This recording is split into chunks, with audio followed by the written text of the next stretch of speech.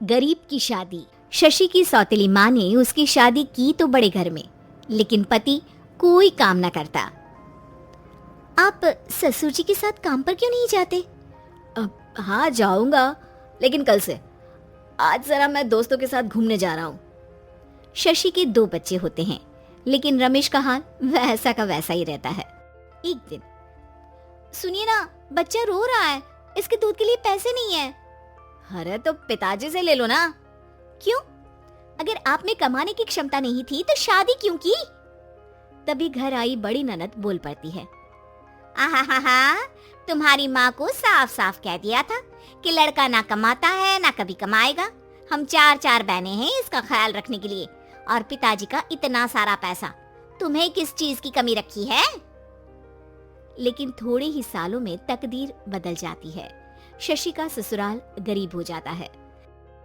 सब बिकने के बाद शशि अपने पति, बच्चे और सास के साथ किराए के मकान में आ जाती है।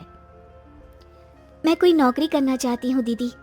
अरे इतने बड़े घर की बहू थी शशि, तुम नौकरी करोगी? नहीं नहीं नहीं नहीं। नहीं करूंगी तो घर कैसे चलेगा? बच्चों को भी तो पालना है ना। तभी शशि का भाई आ जाता है।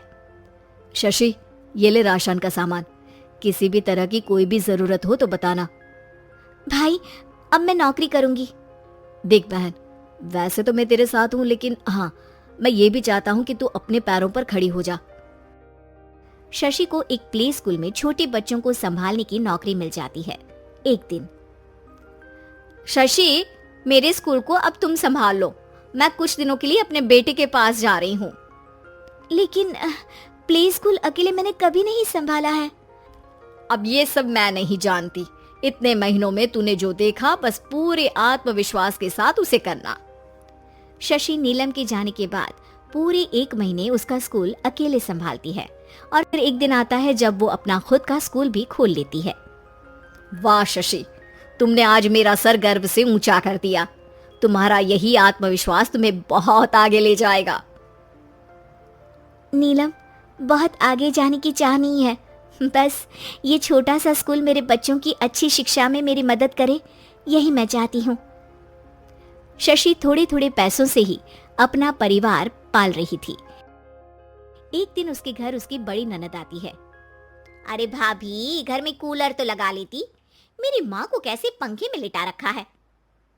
अरे तो शशि कौन सा एसी लगा कर सो रही है, वो भी तो यहीं रहती है ना मेरे पास।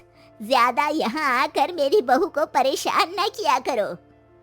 हाँ, मुझे भी शौक नहीं है इस छोटे से घर में आने का।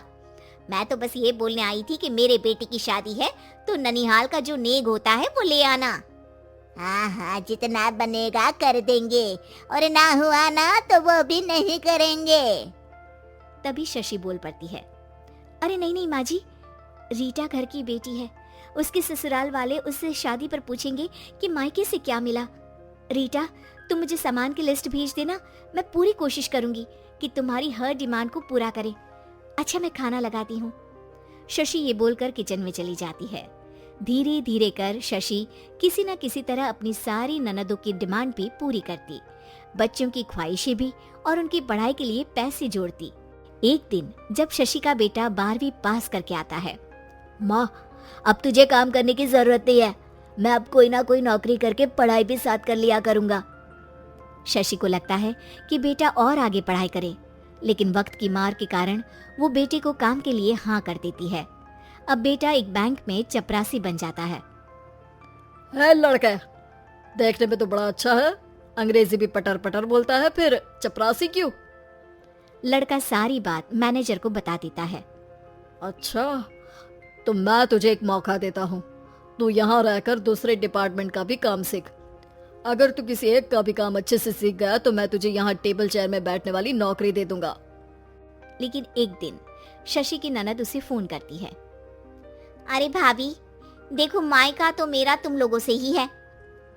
मैंने आपके बेटे और मेरे भतीजे प्रदीप के लिए यहाँ एक नौकरी देखी है, पूरे 5,000 मिलेंगे।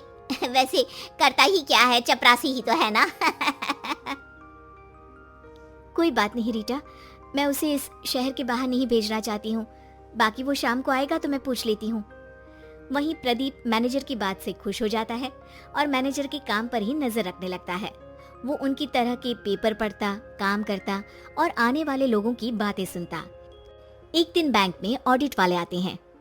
ये गलत है, पूरी बैलेंस शीट नहीं मिल रही है, कहीं ना कहीं गड़बड़ है।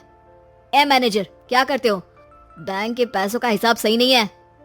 मैनेजर के पसीने छूट जाते हैं। तभी प्रदीप वहां जाता है। अब क्या मैं ये बैलेंस शीट देख सकता हूँ? अरे बेटा मजाक नहीं, जाओ पानी लेकर आओ एक गिलास। प्रदीप मैनेजर को पानी लाकर देता है और फिर ऑडिटर से कहता है, देखिए सर, मैं आपको बता सकता हूँ कि कैसे बैलेंस शीट को आप लोग गलत तरीके से जोड़ रहे हैं। ऐसा बोलकर प्रदीप एक एक कर सारे डाउट क्लियर कर देता है। अरे हाँ, ये तो पॉइंट हमने देखे ही नहीं थे। गुड, कौन है ये बच्चा? तभी मैनेजर बोल पड़ता है, अब हमारे यहाँ अकाउंट में नया आया है। ऑडिटर के जाने के बाद, वाह प्रदीप, आज तो तुमने मेरी नौकरी बचा ली। और आपने भी तो मेरी नई नौकरी लगा दी अकाउंटेंट की। बस फिर क्या था, प्रदीप ने एक बार जो सफलता की सीढ़ी चढ़ी, बस चढ़ता ही चला जाता है। फिर एक दिन शशि की ननद, अरे भाभी कैसी हो? घर को तो बड़ा ही सुंदर चमका रखा है।